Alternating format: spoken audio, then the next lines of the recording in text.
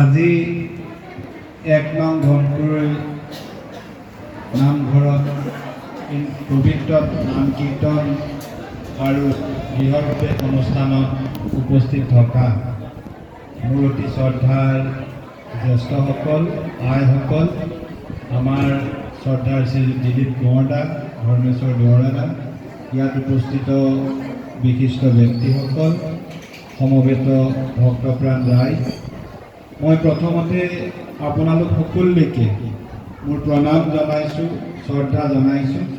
আশা কৰিছোঁ ভগৱানে সকলোকে কুশলে ৰাখক, সকলোৰে মংগল হওক, সকলোকে সুন্দৰভাৱে জীয়াই থাকিবলৈ, নিৰোগী হৈ জীয়াই থাকিবলৈ ভগৱানে শক্তি দিয়ক, তাকেই কামনা কৰিছোঁ।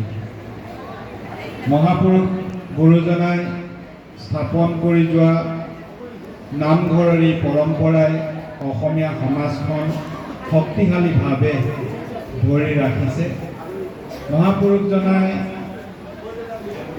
যেতিয়া বিভিন্ন ধৰ্মৰ অনুষ্ঠান ভ্ৰমণ কৰিবলৈ ভাৰত ভ্ৰমণলৈ গৈছিল, তাৰ পৰা ঘূৰি অহাৰ পাছত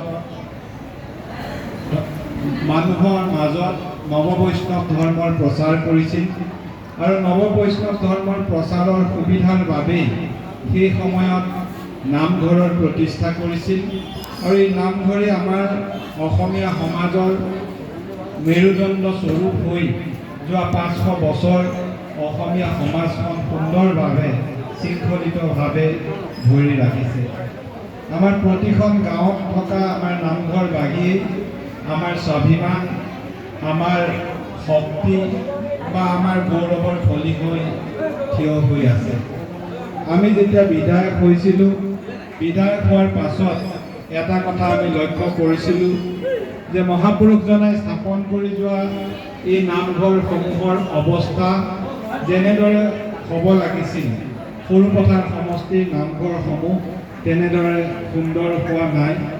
সেইকাৰণে মাননীয় মুখ্যমন্ত্ৰী মহোদয়ৰ সাহসত, তেখেতৰ অনুপ্ৰেৰণাত আমি নামঘৰসমূহ নিৰ্মাণ কৰিবৰ কাৰণে যত্ন কৰিছিলোঁ আৰু যোৱা ৪টা বছৰত আমি সমষ্টিটোৰ প্ৰায় ৪৫০ নামঘৰত আৰ্থিক অনুদান আগবঢ়াই নামঘৰসমূহ নিৰ্মাণ কৰিবলৈ যত্ন কৰিছোঁ।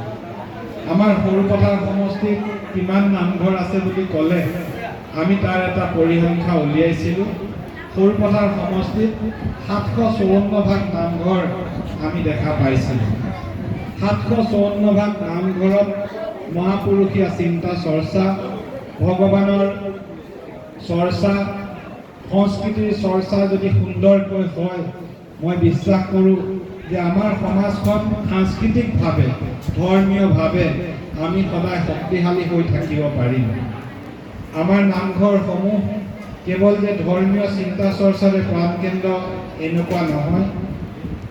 আজি ৫০০ বছৰ ধৰি শংকৰী সংস্কৃতি, ভাওনা, সত্ৰীয়া নৃত্য, আমাৰ পৰম্পৰাক আমি ধৰি ৰখাৰ বাবে নামঘৰে আমাৰ একমাত্ৰ আধাৰ হৈ দেখা দি আহিছে। আৰু কেতিয়াবা কেতিয়াবা এনেকুৱা হৈছে যে আমাৰ গাঁৱৰ নামঘৰসমূহতে গাঁৱত হোৱা যিকোনো ধৰণৰ মতভেদ, যিকোনো ধৰণৰ দ্বিমত যদি সৃষ্টি হয়, নামঘৰতে আলোচনা কৰি মীমাংসা কৰা হয়। নামঘৰত গাঁওখনৰ অপায় অমংগল হ'লেও আমি সমবেত হওঁ। সেইকাৰণে ধৰ্মীয়, সাংস্কৃতিক, সামাজিক সকলো দিশৰ ফালৰ পৰা নামঘৰসমূহৰ গুৰুত্ব আৰু মহত্ব অতি বেছি।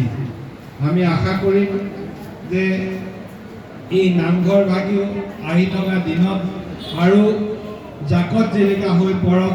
সামান্য অনুদান আমি আগবঢ়াইছিলোঁ, পৰৱৰ্তী অৱস্থাত আমি প্ৰচেষ্টা চলাম যাতে এই নামঘৰৰ প্ৰতি আমি আমাৰ সহযোগিতা আগবঢ়াব পাৰোঁ আৰু প্ৰত্যেকভাগ নামঘৰে যিদিনা সৰুপথাৰ সমষ্টিত বা অসমত জাকত জিলিকা হৈ থাকিব, তেতিয়াই ভাবিম যে গুৰুজনাৰ প্ৰতি আমাৰ এটা কৰ্তব্য আমি পালন কৰা হ'ল।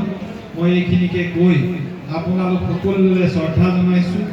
মই আহি পোৱা কিছু পলম হ'ল, আচলতে 11 বজাত পাবলৈ আহিছিলোঁ, কিন্তু হঠাৎ হোৱা বানে, ধনশিৰিৰ উফন্দি পৰা পানীয়ে কাষৰীয়া গাঁওসমূহ বুৰাই পেলালে আৰু কেইবাখন গাঁৱৰ ৰাইজ আশ্ৰয় শিবিৰ নাপাই ৰাস্তাত আশ্ৰয় লৈ আছিল।